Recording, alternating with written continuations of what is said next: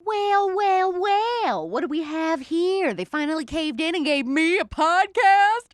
Okay, well, I think we all know that this much unsupervised time together could be atomic, could be electric, will be controversial, but conservatives are used to that. I am sitting like this, by the way, because this is how I sit. This is how I work at my desk. Anyone that works with me knows this is how I'm comfortable, and I don't really get to sit like this on politics. And guess what? This is where we bend the rules. This is where we break the rules. So I'm doing it on the spillover because that's the freedom that I get now. So if you're somehow stumbling upon this and you have no idea what's going on here, my name is Alex Clark and I am calling the show The Spillover because it's all the conservatea that I don't have the time to discuss in an episode of Politics, which is my daily show on Instagram where I cover pop culture and entertainment news, all from a conservative perspective. And you can see how I'm sitting if you're watching this on TPUSA Live or on the Politics YouTube channel. Otherwise, you might be listening on Apple Podcasts or Spotify. And the thing about Politics, which is our Instagram show, is that it's only 10 minutes every single day. And the spillover is going to be around 45 minutes every Friday. And the spillover is also going to allow me to go into some subjects and conversations that just really wouldn't get justice in an only 10-minute show. And I'll tell you, it has been about a year of behind-the-scenes discussions, trying ideas, scrapping ideas, and trying some again to figure out exactly what this show was going to be, what kind of experience I wanted you to have while listening. And my entire career, whether I've been in the position, whenever I've been in the position to create a new show, I have always just kind of put myself in your shoes and thought about what I would want to watch or listen to myself. And if you watch Politics regularly, you know that I love true crime. I have since I was a little girl. It started with Unsolved Mysteries, then it kind of grew into Nancy Drew books, and then I graduated to researching serial killers, which concerned my parents for a very short period of time, but they got over that. And I also love pop culture. I started my career in pop radio, and then when I realized that it was cancel or be canceled, because I'm conservative, I bounced, and then I came up with the idea of Politics and to host that with Turning Point USA. And then the conservative community was born out of Politics, and a real bond was formed between you and I wanted to have more time to talk to you about these things that matter to both of us, all of these different subjects, politics, true crime, pop culture, just like true close friends do. You share, you talk about everything. And whether I'm dying to get relationship advice from you with something that I'm going through, there's a celebrity guest that we need to get the scoop from, or we need to get a really serious talk and talk to somebody about child sexual abuse or a crazy trauma that they've endured, the spillover is not one-dimensional. We aren't locked into only one type of content. Every week is going to be a grab bag. The show could be more funny one week. Another week it could get more serious, maybe more sad. Another one suspenseful. It all just really depends on the guest or the topic. And the show isn't one-dimensional because you and I aren't. It's impossible to put conservatives in a box. Just when the left thinks that they've figured it out, we surprise them. And so today's episode is going to be exactly that. And I want you to imagine whether you're, whatever you're doing right now, whether that's cooking or cleaning in the kitchen, you're, folding laundry, you're walking to class, you're driving to or from work. I want you to imagine that today you have plans to have lunch with your parents. And in the middle of your lunch, a truck crashes into the restaurant that you're eating in. And a man gets out and he starts shooting customers. This is a true story, and it happened to Suzanna Hupp. I first heard Suzanna's story on I Survived on Lifetime, if you've ever watched that show, and I Googled her after the episode as soon as it was over just so I could see if she was conservative because I just knew she was. I don't know if you ever do that when you're watching a reality show or something or a show like I Survived where there's real people and you look them up real quick to see what they're like. And sure enough, I was right. Suzanna is now the special executive advisor to Texas Attorney General Ken Paxton, and she's a 2A advocate. And her story is intense. I'm going to warn you now. It's also important. And I love survivor stories when it comes to true crime because every time I hear them, I feel like I'm learning something important that could save my life one day or someone else's. And I wanted to hear that story myself from Suzanna. I had questions about it that I feel like didn't get asked on her I Survived episode. And I also wanted to talk to her about gun control advocates and what they get wrong when it comes to preventing mass shootings.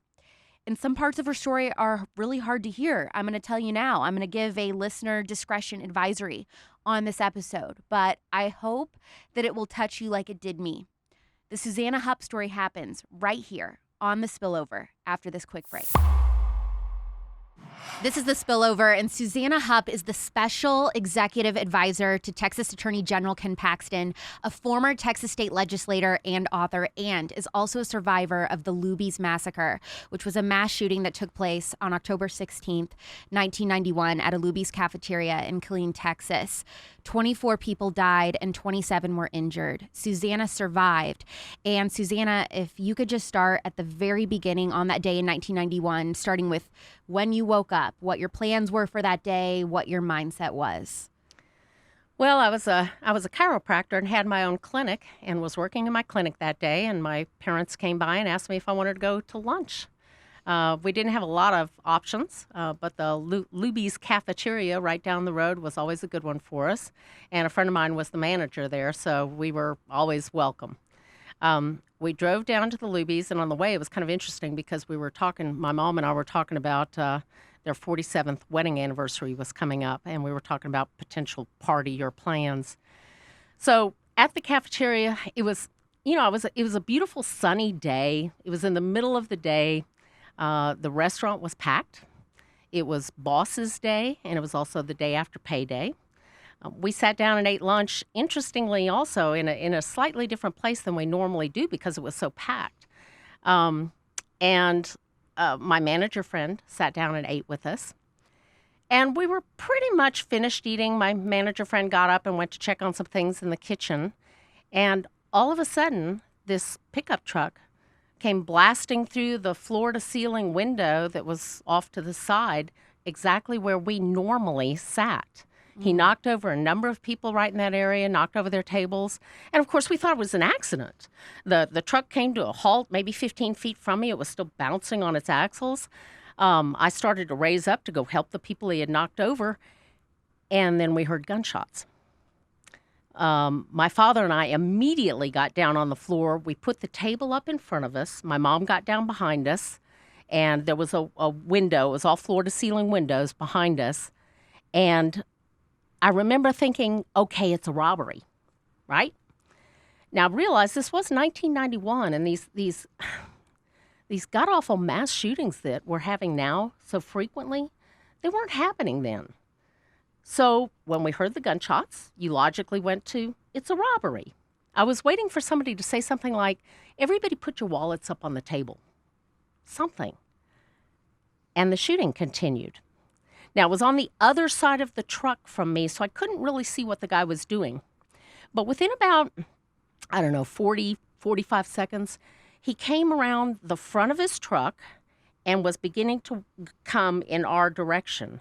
And that's what I saw, what he was doing. He was simply executing people. Most of the people were on the floor at that point, and he would simply walk up to one of them, take aim, and pull the trigger. Was he choosing people based on something in particular He that you was noticed? just going from one to the other as far as I could tell and executing them. And that wasn't, it may sound a little funny to you, but it wasn't the first thing that came to mind. As I said, I was waiting for him to say it's a robbery. I remember thinking maybe it's a hit. Maybe there's somebody important in here because the place was packed. So when I realized what was going on, I thought there are always cops in here. Always, because they would give free or half-price meals to the cops. But nobody was stepping forward. We found out later that he sat out in the parking lot and waited for the cops to leave before he did this. So again, 45 seconds, which I got to tell you, that's an eternity. When I realized what he was doing and I realized no one was taking action, I reached for my purse that was on the floor next to me. I always carried a gun in my purse. I had the table up in front of us. I had a perfect place to prop my arm. He was up. Everybody else was down. I've hit much smaller targets at much greater distances. But then I realized that a couple of months earlier, I had made the stupidest decision of my life. I had begun leaving my gun out in my car because at that time in the state of Texas, it was illegal to carry. Actually, New York had looser gun laws than the state of Texas at that time. So my gun was 100 yards away and my car completely useless to me. And I remember thinking, what do I do now? Throw my purse at him? You know, I kind of sarcastically chuckled. I thought, well, it's heavy enough to do damage. But honestly, you've got a guy with a gun. You've got a lot of people he has complete and utter control over. And you can't go up against somebody like that with the salt shaker or the sugar pack or your butter knife. That doesn't work. And I've had other people say things like, well, couldn't you coordinate an attack? It doesn't work that way. It's literally bringing a knife to a gunfight. Yep, that's exactly right. Or you could even go further and say a sugar pack to a gunfight. You know, it's just, it doesn't work. At that point, somebody, well, he continued toward us.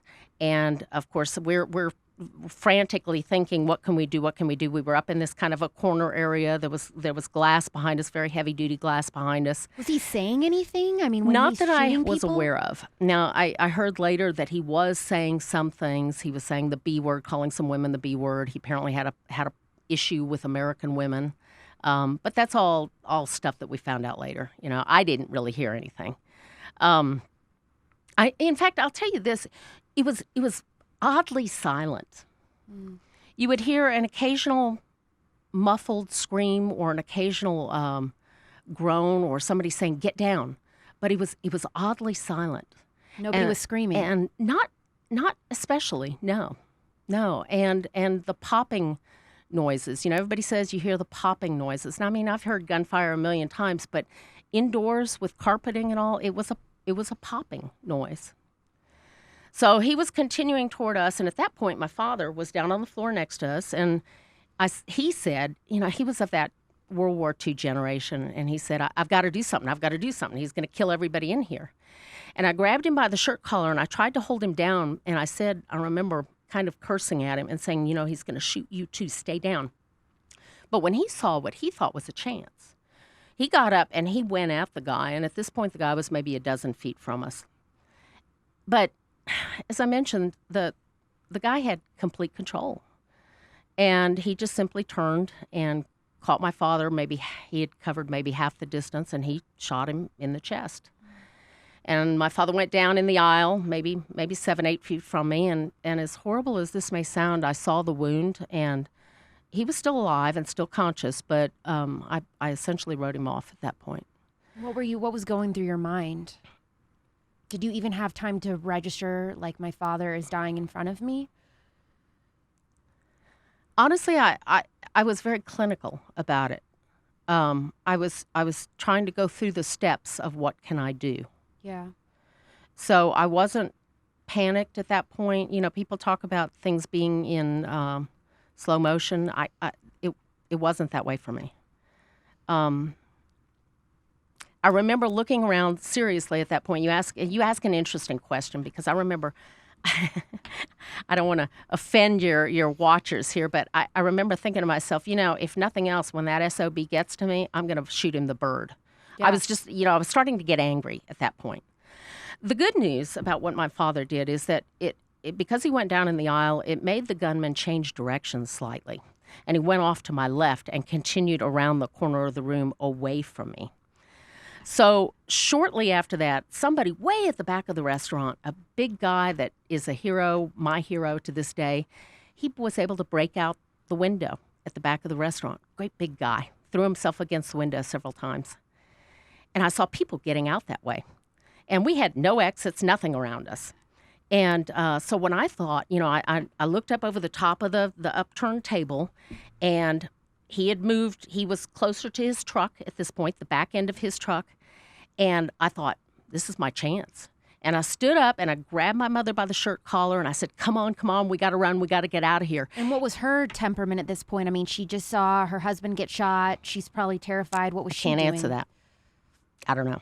She was behind me. I stood up, grabbed her, and said those words. And I remember as I was standing there with my back to the guy, I remember I kept waiting to feel impact of a bullet.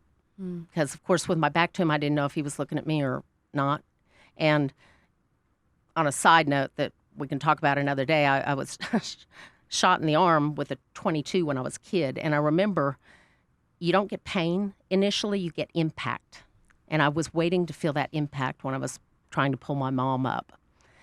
So I tried to pull her up. I said what I said, and then my feet grew wings. And I ran to the back window, stumbled through it. At that time, my manager friend came out of a side door. And he said, oh, God, thank God you're all right. And I said, yeah, but my dad's been hit and it's bad. And I turned to say something to my mom, and that was when I realized she didn't follow me out. And you couldn't see, everything was backlit because of the windows. You couldn't see where the bad guy was. You couldn't really see what was going on. So right about that time is when cops were just beginning to arrive. And we were all, without the cops there, we ran across to some apartment complexes right across the street there, and I got some cuts going through the window, so I was cleaning them up. I'll tell you this. The cops were one building away. Did they not hear anything happening? They were one building away, heard nothing until they got the calls. They were actually at a hotel, as I said, a building away. They were in a conference, and in an odd twist of gun control fate, the manager of the hotel asked them to leave their weapons in their trunks so that they didn't offend any of her patrons. You're kidding No, me. and several of them were patients of mine, so they told me all about this later. So they said they wasted precious moments while they retrieved their guns from the trunks of their cars, ran over there. They didn't know who the gunman was initially. They came in through the broken glass where the truck had come through, and they were looking, trying to figure out who the gunman was, and they saw a woman cradling a man out in the way they worded it. They said, we saw this woman cradling what was clearly a mortally wounded man out in the aisle. And they said this 30-something-year-old man, that, of course, was the gunman, walked up to her. They said he put a gun to her head. They said she looked up at him, looked down, and he pulled the trigger. And that's how they knew who the gunman was. They said all they had to do was fire a shot into the ceiling, and this guy rabbited to a back bathroom alcove area, exchanged some gunfire with them, and then put a bullet in his own head. My dad was still conscious through all of this. I tell you that because when I was trying to get her to run out with me, I told you my parents had they were coming up on their actually they had just had their 47th wedding anniversary. We were plotting their 48th, and just 2 weeks prior. And Mom wasn't going anywhere without Dad. And that was just the way it was. It never occurred to me as I was running out that back window. So I was angry, you know. I mean, one of the cops that I was a patient of mine, we walked around, they got the perimeter set up, and he walked me around to the front, and they had already pulled my dad out, but he had passed at that point. I actually didn't know about my mom until later that day. But I was very angry because I felt like the only thing the gun laws did at that time was legislate me out of the right to protect myself and my family. And there were several other people, including my manager friend that day, that had guns that were out in their cars, worthless, completely useless. So yeah, I was angry. I'm still angry. If you can't see it in my face, I'm angry. And Makes you me have every mad. right to be. And so could you just like walk us through, so after that happens, I mean, what are the next days like for someone that goes through a tragedy like that? I mean, are you even aware like of anything going on? Like, are you just focused on that? I mean, in the years following, I mean, what was life like for you following that? Well, this may sound a bit odd, but I think my older brother and my younger sister and I, in some ways, are fortunate. And I say that because my parents were killed essentially together and very quickly. They died quickly and together. I've known other families that have had to go through, the death of a parent or a spouse, and that's an awful, awful situation. Obviously, I would prefer my parents hadn't died violently. Of course. But to answer your question, we as a family made a choice. I wasn't married then. We as a family made a choice to speak to the press. The press was, of course, everywhere. That was the first and the largest mass shooting in this country. And, we figured they have to report it. They have to report something. So you might as well talk to them and give them your version. Then if they get it wrong, you have something to gripe about, right? Do you remember what the first thing you said on the news was, or to the press? Yeah. One of the things I said was that I wasn't angry at the guy that did it. Because to me, that was like being mad at a rabid dog. I mean, this guy is sick. He's not a career criminal. This is somebody who's sick. You don't be mad at a rabid dog. You might take it behind the barn and kill it. But I wasn't angry at it. But I was genuinely mad as hell at my legislators for legislating me out of the right to protect myself and my family. I was angry. I was angry at myself for having made the decision to follow a stupid law. I was very angry. And so I think because I said that, I don't think that was what they expected. And so I started getting a tremendous number of requests for interviews. And yeah, I said my piece to all of them. I had a place to focus my anger, so that was good. Yeah. Do you remember how long it took for you to forgive yourself for leaving your gun in your car? Like, was that a really hard struggle for you to overcome? You make the best decisions you can with the information you have at the time. And like I would think most 30-year-old young women listening to you right now, you'd say, what are the odds? It's more likely that I would be hurt by someone if my car broke down on a back road. And that was my thinking. You don't expect bad things to happen in a crowded, well-lit place in the middle of the day. It's just not in our psyche, thank God. I don't know that that's something you forgive yourself for. You realize you made the best decision you could and you move on. I'm not sure that's the same as forgiveness. Yeah. I think that, that's the best that you can absolutely do in that type of situation. And so now you've dedicated your entire life to fighting against gun control. But we hear all the time as conservatives, as people who do support the Second Amendment, that, if we had stricter gun control measures across the country, or if we just got rid of guns entirely, that mass shootings like this wouldn't happen. I'm sorry. I laugh because as the years have gone on, I'm trying to teach my son, my grown son, to not waste a lot of time arguing with people that honestly don't have a clue. And some of the folks that say some of those things, they're so clueless. It's just you can't. I can't even have an argument with them. When I've had. And I hate to say this, ladies, but very often it's young women who will say to me, well, couldn't you have tried to talk to him? Oh, my gosh. I've had that happen. I had one woman say, when I was speaking about having a gun, and she said, well, I just don't know if I could pull the trigger on someone. And I asked her, I said, do you have children? And she said, yes, I do. And I said, so you're telling me that if you're in a restaurant somewhere and a madman is leveling his weapon on your child's forehead, that you couldn't take him out first? She said, well, I just don't know if I could. And I said, ma'am, even a goose will protect its young. Yeah. At some point, you can't waste time arguing with people like that. I feel like a lot of people, and it's true, we do hear it, that people that have gone through similar circumstances to you, they do say, they dedicate their lives to fighting for gun control. You've dedicated your life to fighting against gun control. Have you ever linked up or talked to other survivors of your shooting? Yes. What about other shootings? Yes. Yes. And so what is that like, getting together with people that have gone through this? There's such a small amount of people in the country that have ever felt the way that you do. Right. Yeah, thank you, God.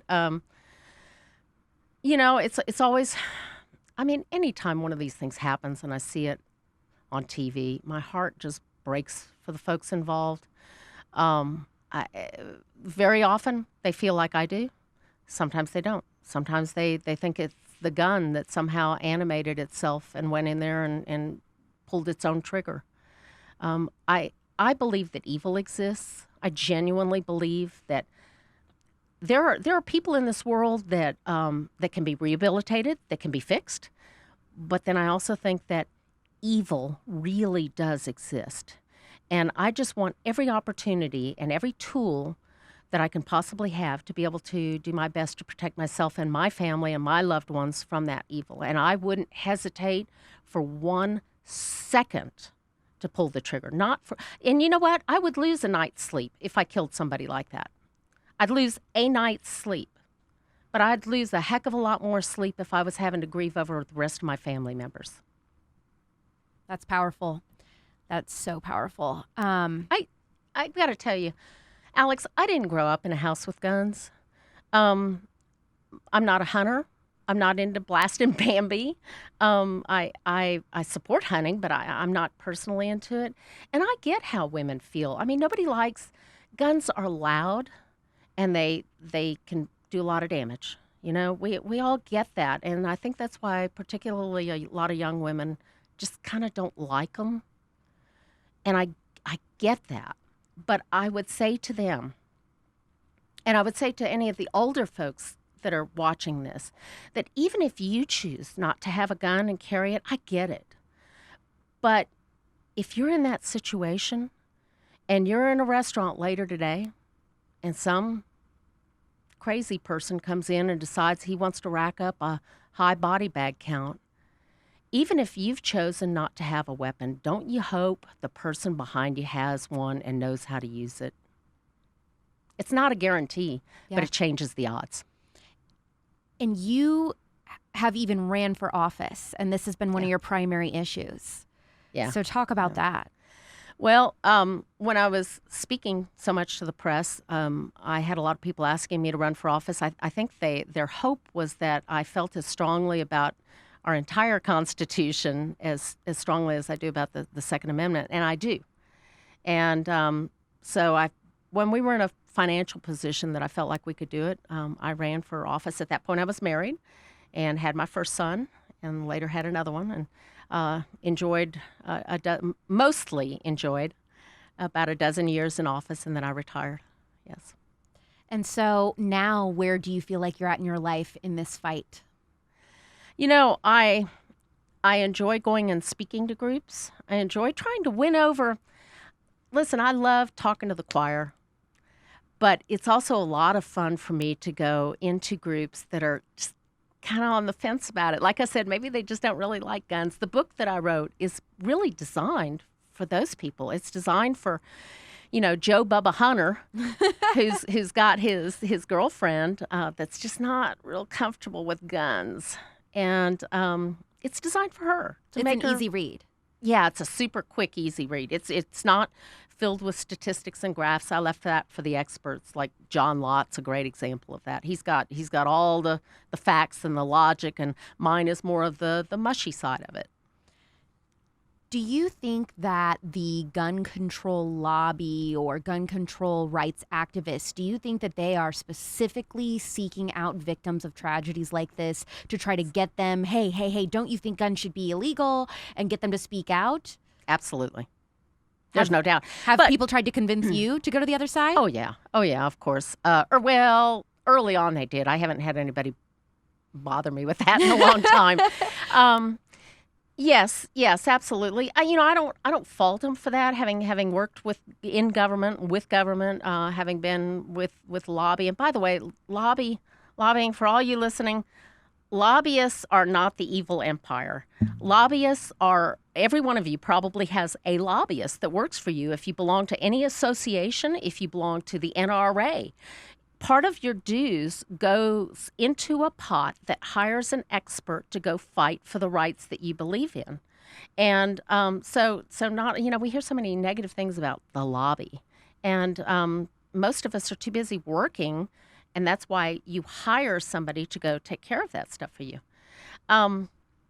And I totally lost track of your question. No, Sorry. What you're doing now, like, or do you think that people? That's what I asked you. Was do you think people now are that have gone through the similar tragedies as you? If they're, like I think of the kids that were involved in the Parkland shooting. Yes. Especially with them being so young, are gun control activist groups going, oh, perfect. Let's try to convince them to become political activists for us, even if that's not even on their radar. And then that's why we see so many of these kids becoming mini leftist gun control celebrities. Yes. Having said that, I can't really blame the other side because it works. It works. I mean, I'll tell you the truth. When legislators, we all like to think legislators are real left-brain people that make their decisions based on logic and facts. BS. I mean, I'll just call it BS. Everybody makes their decisions at the gut level. And then they look for the facts and statistics to back up what they've decided at the gut level. And that's why I think arguments like mine, listen, I hate being the victim, but I totally recognize why the NRA and Gun Owners of America and many other organizations have asked me to come testify, because I am the emotional place where they're hoping those legislators make the right decision, and then they have the facts to back it up. You've got to have that. Have you ever been, obviously when you're traveling, that's different, but when you're home, have you ever been anywhere without your gun since? Funny you should ask that. I flew out here without. Yeah. I'm not paranoid. I don't carry it with me all the time, everywhere, but 99% of the time, yes. Was it important for you? You have young sons, young adult sons. Was it important for them to learn how to carry and being familiar around guns? Yes, because I'll tell you one thing. My parents were pretty cool people, and it kind of ticks me off that my kids never got to know them. That irritates me. I know that sounds maybe kind of funny, but I can tell you that I've also really instilled on them to be aware of their surroundings. And again, I don't feel like I'm paranoid, but if I'm in a restaurant somewhere and a single man walks in and looks odd for any reason, or we were recently in a theater where that was the case, and I couldn't watch the movie. I got up, walked out, and went behind the guy and kept my eye on him. And I think one of the other things is being aware of your exits. I used to always, when we'd go to a restaurant, when they'd sit down, I'd say, close your eyes. And they'd go, I'd say, where are the exits? Know where your exits are. Pay attention to people around you. Not paranoia, awareness. That's all it is. That's right. And that comes from a place of strength, I think, too. And so. Being a good mother and being a good parent and keeping aware of those types of things. And I just think there's no way, with everything that you have done with your life, and I hope you feel this way. I mean, wouldn't you say your parents must be so proud of everything that you've done after that? You didn't let that destroy your life. You kept going. You kept fighting. I hope so. My dad was actually an expert on the founding of the country, so I was steeped in the Second Amendment and what it meant from early life.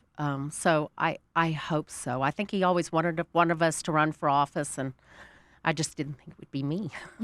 I love that, though. I love that because, and you talked about, you don't like saying that you're a victim. And at Turning Point USA, we've always said, it's not about being a victim, it's about being a victor. And I think that you are the epitome of somebody who has been a victor out of some circumstances that were unfortunate, but you have done such an incredible job and are so inspirational to women everywhere. And I heard your story a few years ago, and you've always stayed with me. Thank you. Absolutely. And so that's why I wanted to bring you on the Spillover, because I knew that Cute-servatives, I knew that your story would impact them as much as it did me. And I hope that, Suzanna's story really is that thing that you needed to hear, the story that you needed to hear to convince you, okay, this is it. I got to buckle down and do this. I need to get my concealed carry. I need to start getting familiar with a firearm. And so if you could just give a quick tip, I mean, for a young woman who has no idea her way around a firearm, what is the best first step to get started?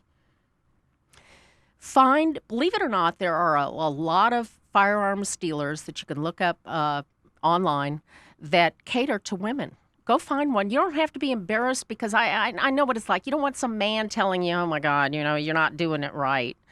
There are guys and gals out there that cater to women and cater to people who have never touched a gun. They're out there and they make it fun. And I got to tell you, most women, in fact, every woman that I've ever seen shoot a gun for the first time, they have a blast doing it. And I'll add one other thing. You can't know everything in a candidate's heart. And whether it's a candidate for a legislature or the Congress or a judge or whoever it is. So what I always encourage people is ask them just one question. Ask them what their views are on the Second Amendment. It's kind of a bellwether, because I'll tell you, if they believe that you have the Second Amendment rights in all of its glory, it tells you how they view you as a constituent, whether or not they view you as someone to be lorded over and taken care of, nanny state, or whether or not they view you as a freedom-loving individual. It tells you a lot, so it's a bellwether. Thank you so much, Suzanna, for coming on the Spillover and sharing your story. Thank you for having me. This was fun.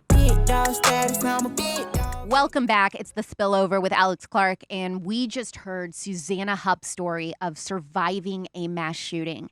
And what I love about her is that even though she went through a tragedy like that, she is still a staunch supporter of the Second Amendment and concealed carry rights.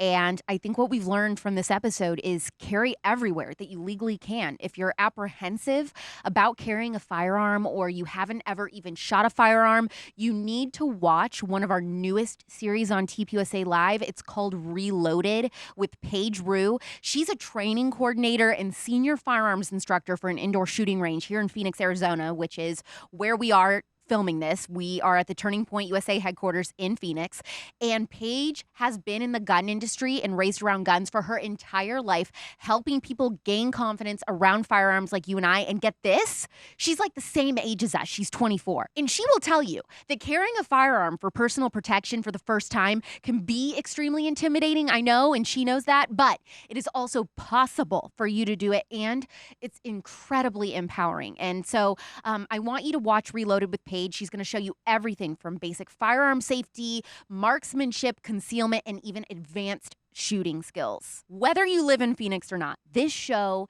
Reloaded, is an excellent starting place for people who have no background with a gun. And if you want to train to exercise your Second Amendment right in your city, here's what you can do. You can follow TPUSA Reloaded on Instagram, DM Paige, the host, and she will help you with all the first steps so that you know what to do wherever you live on getting trained and comfortable around a firearm. You can also join her 2A Baddies group on Facebook. Just like how we have the Cute Conservatives Facebook group, Paige has 2A Baddies. And so you're going to get in there and meet other women from all around the country who could be in the same phase as you when it comes to how comfortable they are around a firearm. Maybe they're more experienced, maybe they're less experienced, or they're just curious. So they just want to know more. They're not even ready to purchase a gun yet, but they just want to know more.